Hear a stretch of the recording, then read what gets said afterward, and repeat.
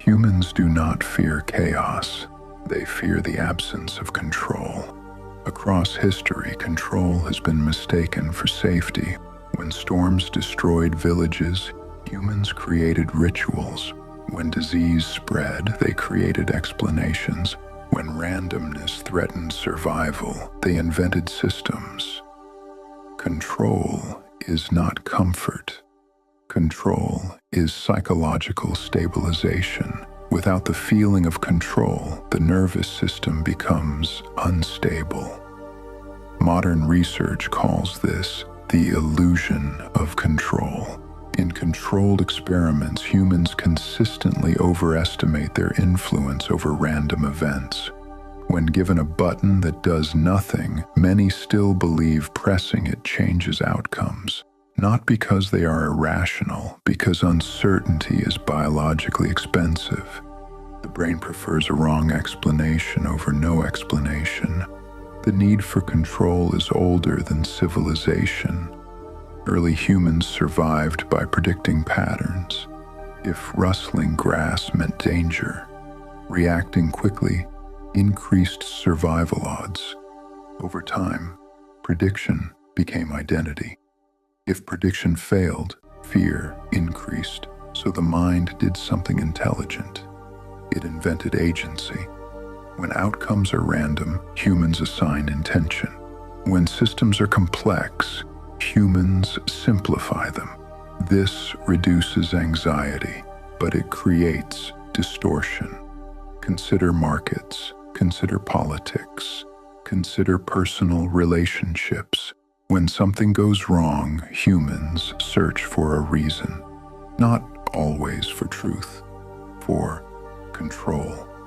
Believing there is a cause restores emotional balance, even if the cause is incomplete. The illusion of control is not weakness.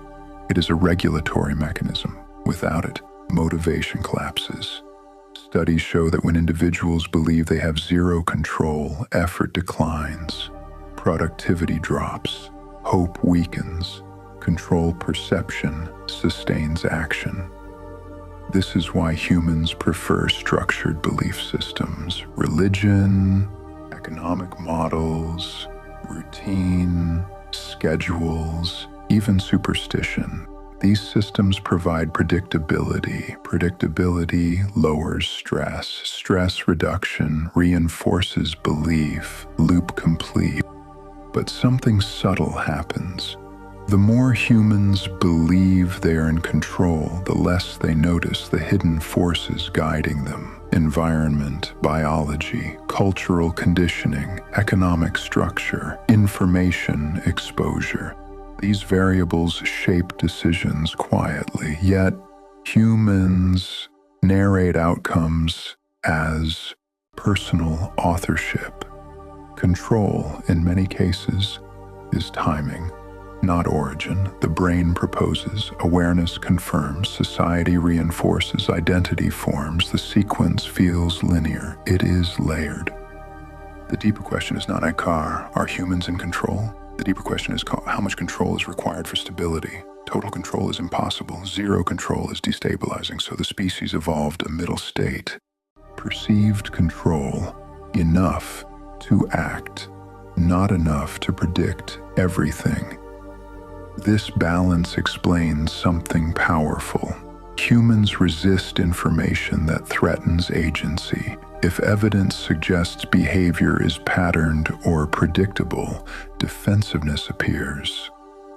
Because predictability challenges autonomy, and autonomy stabilizes identity. Control is not only personal. Civilizations scale this pattern. Governments create laws, markets create forecasts, technology creates dashboards, data creates models. All are attempts to compress uncertainty. All reduce collective anxiety. None eliminate randomness. The illusion of control is not a flaw, it is a feature, but unexamined control belief leads to overconfidence, and overconfidence historically precedes collapse. Empires fall when control is assumed absolute. Individuals fail when risk is underestimated. Systems destabilize when unpredictability is ignored. The most adaptive position is not dominance, it is calibrated awareness, recognizing influence without assuming mastery, understanding probability without surrendering effort. Control at its core is negotiation with uncertainty. Humans cannot eliminate chaos, but they can influence direction, small adjustments, micro-decisions, environmental design. These shift probability, not fate. The illusion becomes dangerous only when mistaken for total authorship. History shows patterns. Biology shows limits. Environment shapes outcomes. Yet humans persist in narrating control because narrative sustains motion, and motion sustains survival. Control is a psychological bridge between randomness and responsibility. Too little and paralysis, too much delusion. The species balances on perception, not perfection. The final clarity is simple. Humans do not need complete control. They need enough perceived influence to continue moving. And that perception is one of the oldest survival mechanisms ever developed. If control is perception, what else might be?